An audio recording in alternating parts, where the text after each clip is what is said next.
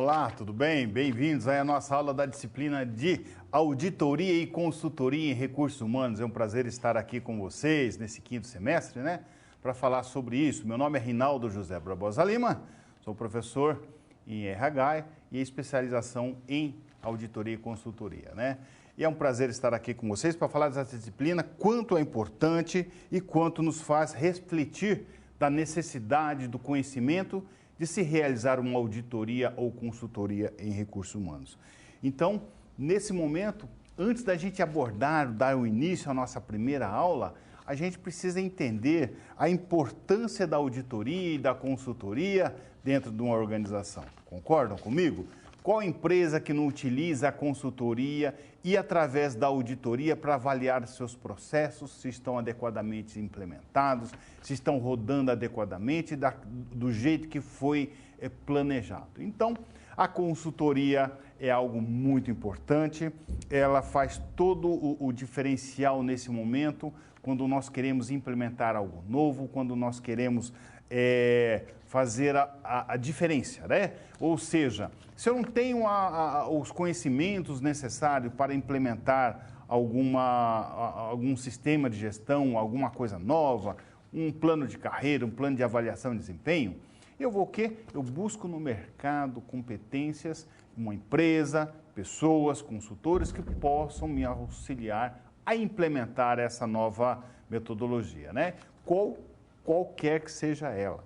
Se eu não tenho a expertise para implementar, então eu posso ir no mercado e buscar essas competências, né?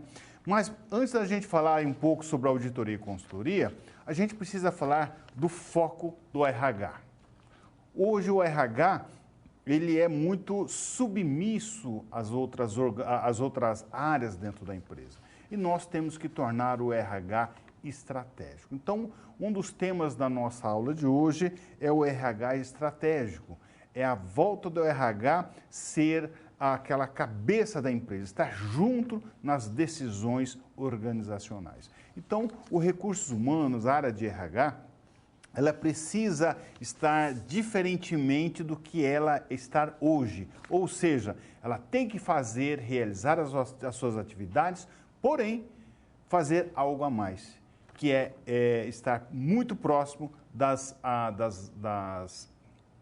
estratégias organizacionais. Então, se a empresa trabalha com planejamento estratégico, se a empresa ela quer realmente colocar a empresa num patamar diferenciado, o que é necessário? É necessário, primeiramente, que o recursos humanos se torne um RH estratégico. E é isso que nós observamos nas grandes empresas, aquelas que buscam realmente ser líder de mercado, que um dos maiores desafios dela é tornar a empresa estratégica, é tornar a empresa como um todo estratégica, tendo profissionais adequados, capacitados para assumir qualquer desafio a qualquer momento dentro da organização. E para isso eu preciso ter, então, uma capacidade diferenciada na área de recursos humanos. Eu preciso ter esse envolvimento da área de recursos humanos, ou seja, aquele gerente de RH não ser só apenas um gerente de RH, mas ser, sim, todo um alavancador da empresa neste momento. Ou seja, vai passar tudo pela área de RH. Se eu quero ser a primeira empresa, se eu quero ser a empresa top, se eu quero oferecer os melhores produtos ou serviços, tudo isso passa pelas mãos do recursos humanos, porque as pessoas estão lá, as pessoas passam por lá, as pessoas são capacitadas e treinadas pela área de recursos humanos. Toda a área de desenvolvimento, se ela está ainda na empresa, porque a área de recursos humanos já sim colocou ali à disposição alguns benefícios que façam com que ele realmente seja gratificado em trabalhar nessa empresa. Tenha algo diferenciado. É por isso que nós falamos, a área de recursos humanos é estritamente profissional, estritamente alavancador da estratégia organizacional, certo? Para isso, então, para dar início, a evolução empresarial. Como nós vemos, então, a evolução empresarial? Dessa forma, como nós temos? Nós temos a evolução empresarial da seguinte situação. Toda empresa, ela busca evoluir. Toda empresa, ela busca ser inserido e evoluir no meu negócio.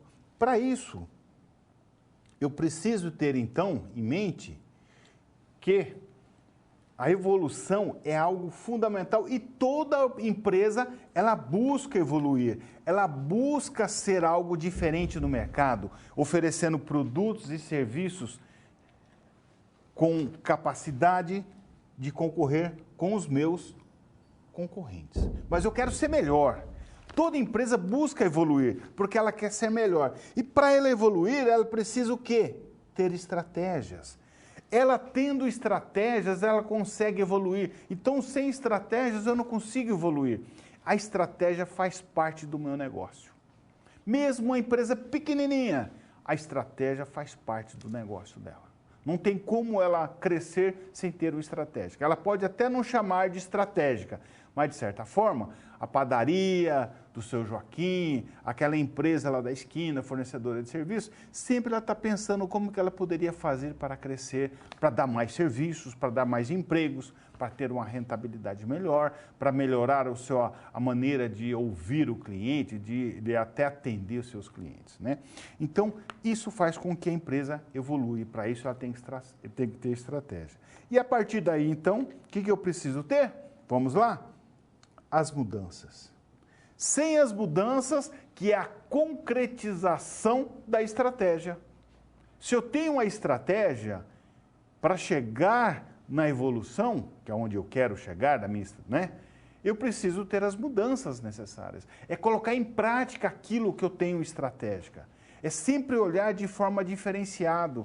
É como eu tivesse traçado um caminho e eu preciso, então, fazer com que a empresa busque caminhar nesse trajeto que eu montei para poder chegar aonde eu planejei. Então, essas são realmente as mudanças necessárias para que as estratégias aconteçam e só assim, então, a empresa buscar evolução.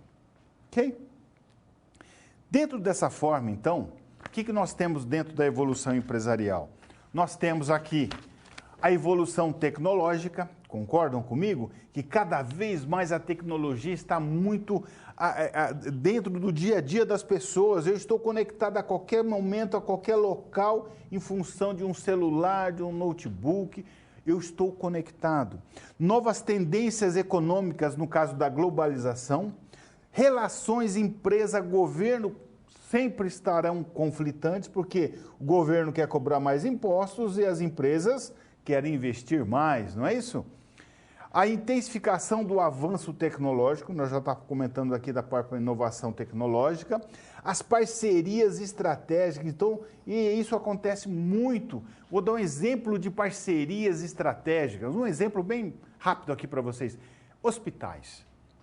Tem hospitais que eram pequenininhos, daqui a pouco começaram a oferecer tomografia, ressonância magnética, porque fizeram parcerias com outras empresas. Então, a partir dessa parceria, essas empresas, elas trazem esses equipamentos para dentro do hospital e começam, então, a oferecer esse serviço juntamente com o hospital. Então, perceba que o hospital não precisa ele comprar o equipamento sendo dele, não precisa. Hoje as parcerias estão muito... Tem hospitais, por exemplo, que chega a ter aí 10, 12 empresas dentro do hospital, atuando dentro de um hospital. Por quê? Oferecendo serviços de diagnósticos de diferentes situações. E também tem um serviço de hospital, claro, sem dúvida.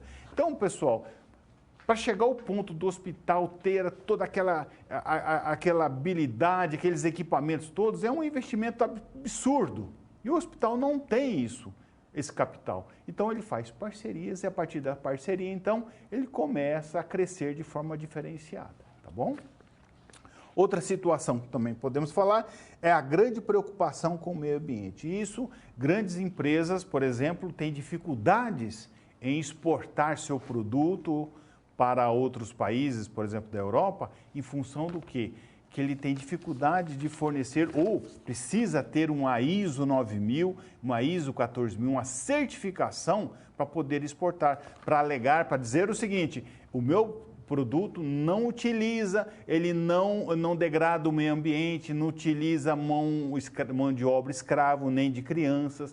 Eu preciso ter essas comprovações. Então, muitos países só aceitam produtos mediante as certificações ambientais dentro do país onde ele atua. Correto, pessoal? Então, por isso que não é fácil você exportar para um país, não. Tem algumas regras, e essas regras é muito importante. E por último aqui, as fusões. E quando nós falamos fusões, é porque nós temos aí em mente que a empresa ela vai, de certa forma, crescer muito mais rápido quando ela se une a uma outra empresa. Concorda comigo? Isso, então, faz toda a diferença quando nós falamos em evolução, tá bom? Evolução para o RH estratégico. Quando nós falamos do evolução para o RH estratégico, então temos todo um diferencial, porque agora nós estamos colocando o RH, né? Nós estamos falando no RH estratégico. E quando nós falamos do RH estratégico, um pouco do início que nós comentamos a vocês, nós precisamos tirar o RH daquela situação de apenas ser mandado. Eu preciso colocar o RH no patamar aonde ele precisa estar. Estrategicamente, ele vai fornecer a mão de obra específica, as pessoas treinadas, capacitadas, em função daquilo que a empresa busca ou ela quer chegar. Concordam comigo? E, normalmente, isso é difícil. A gente encontra muitas coisas acontecendo e essas mudanças do RH estratégico, elas se tornam bastante complicadas, né? Mas o RH estratégico se dá da seguinte forma: a modernização da área de recursos humanos, ela é em função do quê? De ameaça de novos concorrentes. Então, a empresa, de certa forma, né, em função dessas mudanças do ambiente organizacional, ela precisa cada vez mais melhorar a sua condição de contratação. Seus critérios de contratação, seus critérios de elaborar pagamentos, de fazer com que os funcionários trabalhem proativamente, busquem fazer com que eles estudem, que eles praticam, que eles buscam evoluir dentro da organização. E também fazer com que a organização faça parte dessa escalada, né? Dessa evolução do profissional. Por quê? Porque só assim as coisas vão acontecer. Então, em função da ameaça de novos concorrentes, em função também do foco da satisfação do cliente, tudo isso faz com que as empresas mudem. O poder de compra dos clientes também é elevado. Então, tudo isso faz com que eu não faça as mesmas coisas que eu fazia ontem. O RH, para admitir uma pessoa na sua quadro de funcionários, ele precisa avaliar a competência, avaliar quais os objetivos que tem aquele cargo e realmente buscar aquela pessoa com mais capacidade. Diferente de quando um diretor liga e fala assim: olha, eu tenho uma pessoa aqui para te indicar. Ótimo, que tenha uma pessoa para indicar, claro que é bem melhor, mas essa pessoa precisa estar dentro dos quadros ou dentro das qualificações necessárias do quadro. Caso contrário, o RH não vai contribuir com a gestão da organização. Muito pelo contrário. E isso acontece muito, porque o gerente de RH quer manter ali uma linha amiga com aquele diretor, com aquele gerente que solicitou, né? E acaba ali prejudicando toda uma situação que foi traçada em função do desenvolvimento daquela atividade do processo. Então, pessoal, nós temos que rever, sim, constantemente os nossos padrões de avaliação de pessoas e até a nossa conduta, a nossa postura dentro da organização como gerente de recursos humanos, tá bom? O poder de influência de fornecedores é uma outra situação que também vem colocando influência nisso, nessa modernização de área de RH, a ameaça de produtos substitutivos. Então, olha só, se eu estou no meio de uma guerra comercial intensa, que eu tenho que desenvolver um produto ou desenvolver um novo serviço, o que eu preciso de fato? Eu preciso de fato, então, desenvolver um produto novo, algo que vai dar toda, alavancar o meu negócio. Aí eu coloco lá para admitir um engenheiro, uma pessoa com essa competência para desenvolver esse sistema aqui, que possa me ajudar. Aí você vai, atende um pedido de um diretor e você coloca uma pessoa sem nenhuma competência no cargo, mas ele é indicado pelo diretor. Ou seja, algo que deveria ser desenvolvido em 6 meses, 4 a 6 meses, não vai ser desenvolvido em 1 ano. Então, você agregou para a gestão da empresa? Não, infelizmente não. E é isso que o setor de recursos humanos precisa ser orientado, reorientado a fazer realmente as coisas, as diferenças na área de recursos humanos. Parar de ouvir aquilo que a diretoria quer para seu bem-agrado e começar a ser muito mais crítico com aquilo que é o cargo ou assim exige. Ok? Outra situação, então, que nós podemos ver, novos modelos de gestão. E quando eu falo novos modelos de gestão, eu já disse aqui, a própria certificação ISO 9000, né? A ISO 9000 é um modelo de gestão. Quando nós temos a ISO 9000, a ISO 14000, que é um meio ambiente, nós temos o Prêmio Nacional na Qualidade, o PNQ, que é um sistema de gestão totalmente evoluída brasileira, né? Então, nós temos aí grandes sistemas de gestão entrando dentro da organização, transformando vidas de pessoas, processos internos para serem mais justos, mais confiáveis e muito mais ágeis e evitando mais mão de obras, né? Então, qual que é o meu objetivo? É fazer mais com menos, ok? E aí, então, o nosso próximo seria o quê? A formulação estratégica. Dentro dessa formulação estratégica, então, o que nós temos? Quem já trabalhou dentro de uma formulação estratégica, né? Era bom a gente saber quem que trabalhou dentro de uma formulação estratégica para tirar algumas dúvidas, né? A formulação estratégica, quem trabalhou na missão, visão, valores, objetivos ou até as metas da organização? Isso é formulação estratégica. E a formulação estratégica está diretamente ligada aos recursos humanos. Então, vamos ver o que vem a ser, então, a formulação estratégica.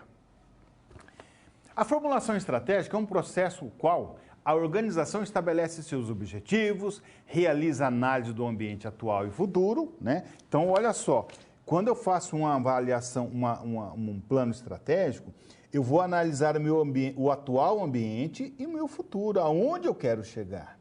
Orientado para o mercado e traço o melhor caminho. Então, a estratégia é ela traçar o melhor caminho a ser seguido, garantindo sua sobrevivência e crescimento sustentável a médio e longo prazo. Então, o planejamento estratégico é para curto prazo?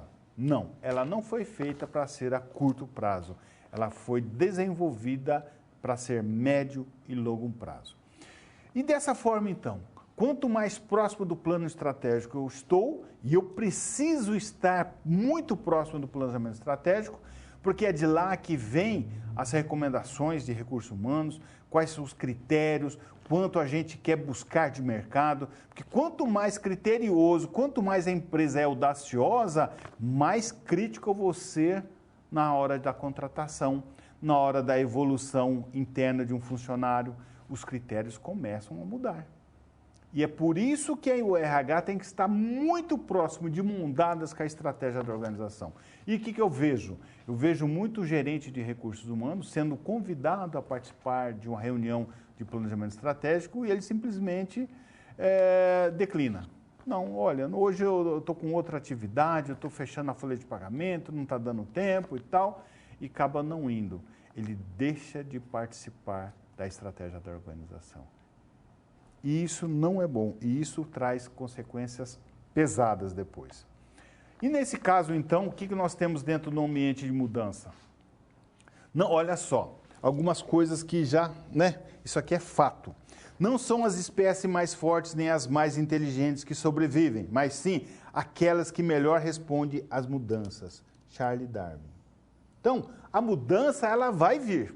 A mudança, ela vai ocorrer independente se o gerente de RH é uma pessoa comprometida ou não. Ela vai acontecer. A única coisa permanente é o estado de mudança. Heráclito 540 a.C. E também a única coisa que não muda é que tudo muda, ou seja, é uma regra isso aqui, ó. Tudo muda. E quando eu tenho essa regra falada desta forma, faz com que nós repensamos os nossos recursos humanos. Independente se eu estou lá como gerente de RH, e eu não estou muito assim afinado com o plano estratégico da organização, as mudanças vão ocorrer. Eu estando lá ou não, as mudanças vão ocorrer. Só que eu posso contribuir com a organização. Eu posso contribuir com a melhor mão de obra, com a melhor capacitação, com o envolvimento das pessoas nos projetos organizacionais. Quanto mais as pessoas estiverem empenhadas, né, todas elas estão buscando realmente fazer com que a estratégia organizacional ocorra. É aquele caminho que eu tracei sendo executado dia a dia, semanas a semanas. Então, perceba que RH, ele é muito importante nesse sentido. E aí, então, o termo mudança apresenta o quê? A transformação de uma situação atual por outra que ainda não está habituado.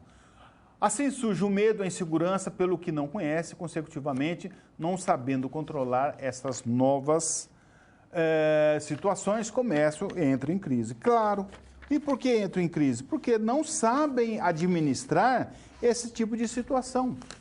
A empresa, quando ela traça um plano estratégico, quando que ela quer montar alguma coisa, ela avalia, analisa o seu atual, como ele está agora, e depois ela projeta daqui 5 anos aonde ela quer estar.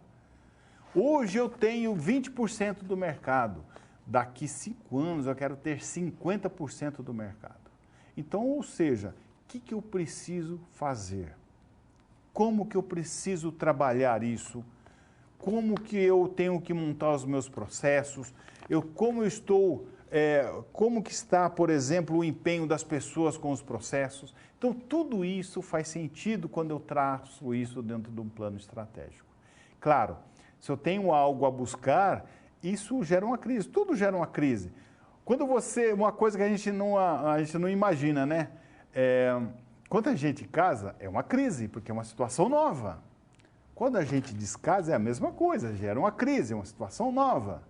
Quando a gente ganha na telecena, é uma crise, uma situação nova que aí começa a ter as suas mudanças, tá certo?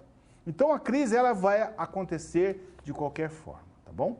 O RH estratégico. O RH estratégico, dentro dos recursos humanos, ela faz com que nós tenhamos, então, querendo ou não, serão sempre cobrados pela melhoria dos processos. Então, dentro do RH estratégico, pessoal, sendo o gestor de RH capacitado, comprometido ou não, ela vai ser sempre cobrados pela melhoria dos processos e aumento da produtividade. Aí você vai falar, professor, mas eu trabalho com RH, não tenho nada a ver com produtividade. Você tem tudo a ver com a produtividade. Por isso que eu estou aqui colocando isso a você. Quando a empresa ela tem essa incumbência de buscar algo, de sair, de mudar algumas coisas, ou imagina, a empresa vai bem e de repente ela quebra um faturamento, qual é a primeira área que sofre os primeiros cortes? Não é treinamento, pessoas, é porque isso ocorre porque ela não está amparada devidamente dentro de uma estratégia. Caso contrário, quando eu corto pessoas, eu corto investimento e treinamento, eu estou cortando no meu planejamento estratégico. E isso tem que ficar claro para o presidente da organização, a direção da empresa. Então, por isso que faz todo sentido e é necessário que o RH esteja participando de um planejamento estratégico, certo? E dando continuidade aqui no nosso texto, né? Ele vai ser sempre cobrado, então, pelo aumento da produtividade, redução de custos. Ah, mas eu posso reduzir os custos só de RH. Não, você vai ser cobrado da redução em toda a organização. Porém, tem assumido o papel passivo, carente de meios para auxiliar a empresa a enfrentar desafios e, consequentemente, é a primeira a sofrer cortes. Então, vocês acham que isso, eu estou apenas falando por falar? Não, realmente isso ocorre e é dessa forma. É a primeira a sofrer cortes. Outra situação, então, enquanto as empresas querem resultados concretos e produtividade, o RH oferece apenas o mínimo para a manutenção da área, ou seja, recrutamento de seleção, treinamento, benefícios, transferência de pessoas, desligamentos, a administração toda do RH, né? Então, isso é necessário? E ela faz, mas eu preciso de mais. A empresa precisa de algo mais. E é isso que tem que ficar muito vivo na cabeça dos gerentes de RH. Por quê? Porque se o engenheiro de produção ele assume outros desafios dentro da empresa, de repente, gerente de produção passa a ser também um gerente de qualidade, um gestor de qualidade. Ele começa a acumular esse tipo de envolvimento e de competência dentro da empresa porque ele se acha necessário a fazer isso. Desta mesma forma, o gerente de RH tem que sair fora do seu casulo e começar a assumir desafios. Uma delas é o próprio planejamento estratégico. Ele pode muito bem assumir um planejamento estratégico, certo? Gestores de RH são meros espectadores, onde poderia ter um papel visionário das mudanças que darão impacto às pessoas, que deverão impactar as pessoas no amanhã. E aí, então, preparando-as para assumir desafios. Esse é o papel do RH, impactar no amanhã. Por quê? Porque quando você tem esse planejamento estratégico, você sabe o que vai ser no amanhã. E você começa a preparar essas pessoas. Poucos são os gerentes de RH que estão preparados para assumir esses desafios.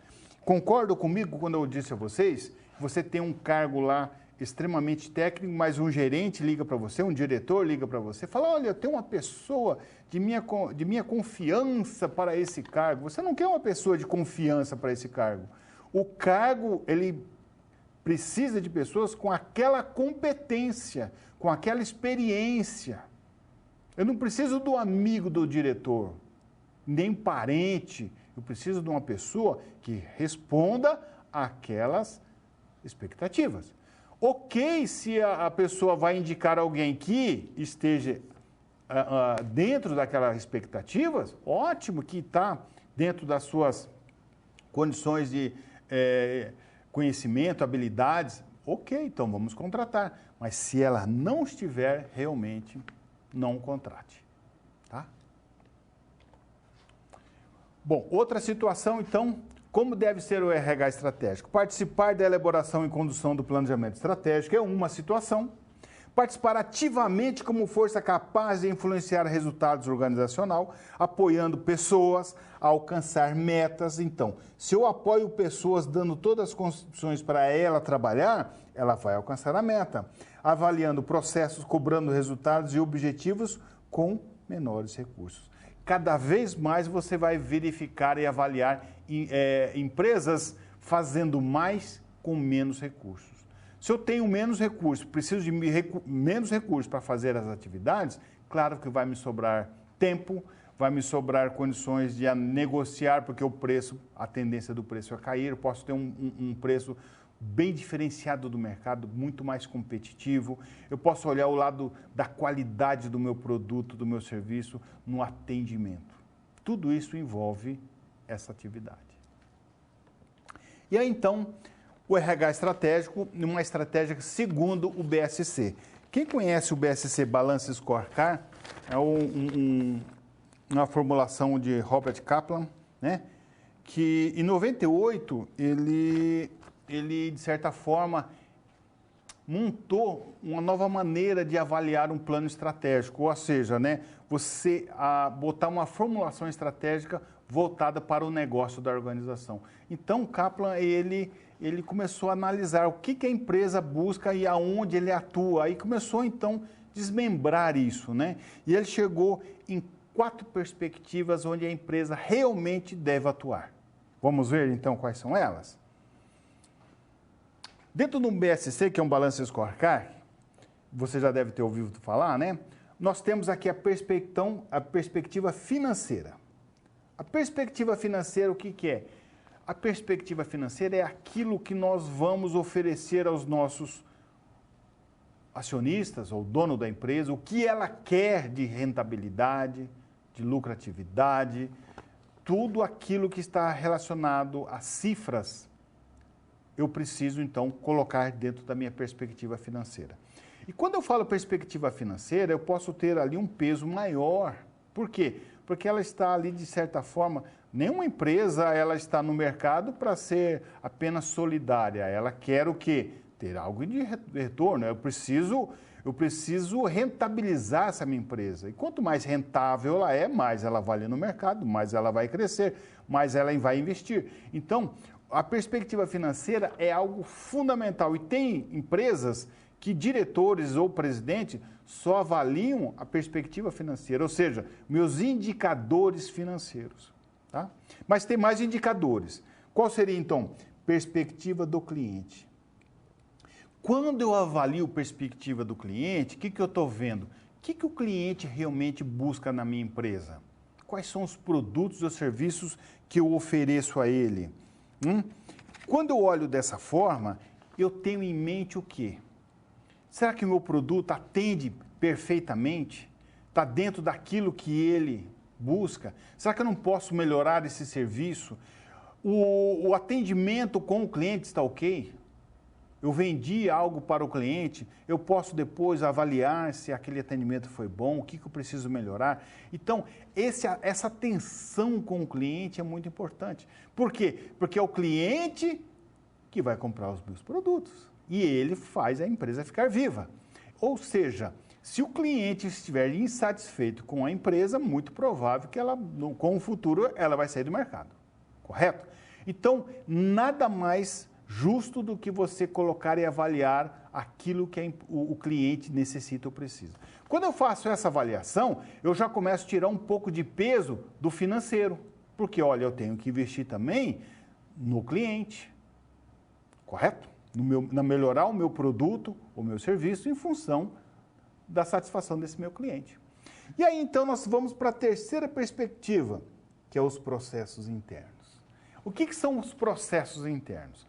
Se eu ofereço um produto ou um serviço a um cliente, eu desenvolvo isso dentro da organização, através de um processo cadeia cliente-fornecedor, onde eu tenho um produto que eu compro uma matéria-prima no mercado, vou desenvolver, vou elaborar alguma coisa e vou vender a esse cliente, né? Então, veja bem, se eu estou olhando o cliente, avaliando a sua necessidade, se eu estou avaliando isso com o cliente, eu preciso entender o quê? Que nesse momento eu estou, de certa forma, mudando os meus processos, de acordo com a necessidade do cliente. Então, se eu tenho que mudar meu processo, eu preciso avaliar meu processo. E avaliar adequadamente o meu processo. Quando eu faço essa avaliação adequadamente no meu processo, eu vou mudar, eu vou alterar, eu vou investir, eu vou colocar novas formas de execução para aprimorar, evitar erros, evitar retrabalhos. Tudo isso eu vou economizar. E quando eu tenho retrabalho, problemas no meu processo, a primeira pessoa a sentir essa falta de organização é o meu cliente. Então, eu preciso, de certa forma, avaliar os meus processos e aí tem a melhoria contínua. Dessa forma, então, vou reavaliar novamente a minha perspectiva financeira e vou adequar com a necessidade de investimento também dos meus processos, correto? E por último aqui, a perspectiva do aprendizado e crescimento, que nada mais é do que minha equipe, a gestão de pessoas, né? As pessoas que estão trabalhando. A empresa é feita de pessoas, processos e pessoas. E se eu não tenho essas pessoas motivadas, capacitadas, treinadas a fazer as suas atividades, o que vai acontecer? Mesmo sendo um processo excelentemente, ele está traçado, está sendo executado de forma correta, né? Por exemplo, mas eu não tenho aquela proatividade das pessoas, eu deixo de produzir algo a mais, eu deixo de ser algo, né? E eu tenho ali, então, pessoas necessitando de algo diferenciado.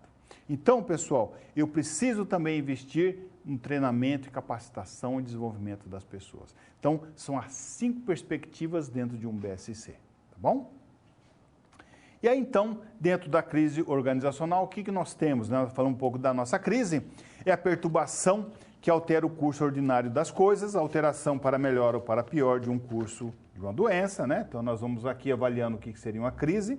Momento perigoso ou decisivo de um negócio, onde o mesmo estando preparado, a insegurança prevalece. Então, a crise, quando nós comentamos da crise, ela realmente impera na organização quando ela não está preparada para essa crise, né?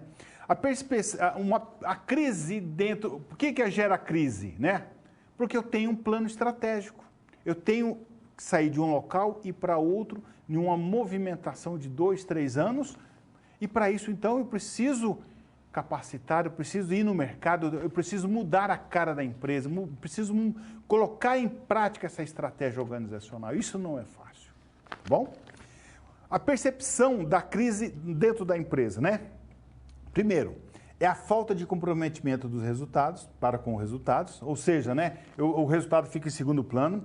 A credibilidade da alta administração é afetada, então, ou seja, se a empresa vem depois a público e fala que está tudo ok, está tudo normal, ninguém vai acreditar, porque a credibilidade dela está afetada, tá certo? Outra situação, há projeções e expectativas não alcançadas. Eu tenho metas e elas não estão sendo alcançadas em função disso. Outra, rotatividade de pessoal, alto índice de turnover, o clima organizacional em baixa. Se você for fazer uma pesquisa de clima, vai dar um índice muito abaixo. Estouro do orçamento, isso acontece sempre, e também a baixa nas vendas. Da mesma forma que a percepção da crise é fora da empresa, onde o crescimento da credibilidade da concorrência, né, é percebida, ela aumenta. A dificuldade da inovação de produtos e serviços dessa empresa, dificuldade de adquirir recursos, claro. Como que eu vou adquirir recursos se ninguém vende para mim? Eu não tenho crédito no mercado. Então, são algumas situações que começam a interferir no dia a dia da organização em função de uma crise que já está afetando a empresa lá fora. Primeiro começa a afetar internamente, começa a perceber isso internamente, aquele zum, zum, zum. Daqui a pouco é lá fora que começa a perceber esses sinais. Voltando aqui, a perda de pessoas, de clientes insatisfeitos e perda de mercado, né? Então, quando você começa a perder mercado, realmente as coisas já estão indo para aquele lugar. Ou seja, né, a empresa precisa, de fato, reavaliar seus processos. E aí, nesse ponto, pessoal, o que nós precisamos? Sair da crise. E para sair da crise, primeiro passo, eu preciso elaborar o quê? Um diagnóstico organizacional do que está havendo, o que está acontecendo. É realmente um planejamento estratégico que nós estamos colocando e praticando, e aí está movimentando a organização. As pessoas ficam um pouco, né, exaltadas. Será que é só isso? Segundo passo, o que nós temos? Realização de uma consultoria organizacional. Então, o diagnóstico é a primeira atividade antes de uma consultoria. Se eu quero fazer uma consultoria, quero. Primeiro eu faço um diagnóstico para avaliar a empresa, o que está acontecendo, para depois, então, eu dou o remédio. Correto? Primeiro eu faço uma avaliação qual é a doença, para depois eu receitar o medicamento. Então, a consultoria é você oferecer o medicamento correto a ela. E depois, o terceiro passo é a implementação de uma rotina de auditorias. Então, por isso que o nosso tema é auditoria e consultoria em recursos humanos, né? Porque a consultoria, ela é a base do negócio, depois você vem com a auditoria, e a auditoria, dessa forma, ela busca avaliar se aquilo que eu implementei dentro da consultoria está corretamente implementado, né? Então, dentro disso, pessoal, nós temos aí que avaliar realmente como que está os nossos recursos humanos, tá bom? O RH estratégico, você trabalhar com a parte estratégica do negócio, faz toda a situação. Então, dentro do nosso resumo de agora, é avaliar realmente se isso nós estamos praticando, tá certo? E daqui a pouco nós falamos da nossa segunda aula.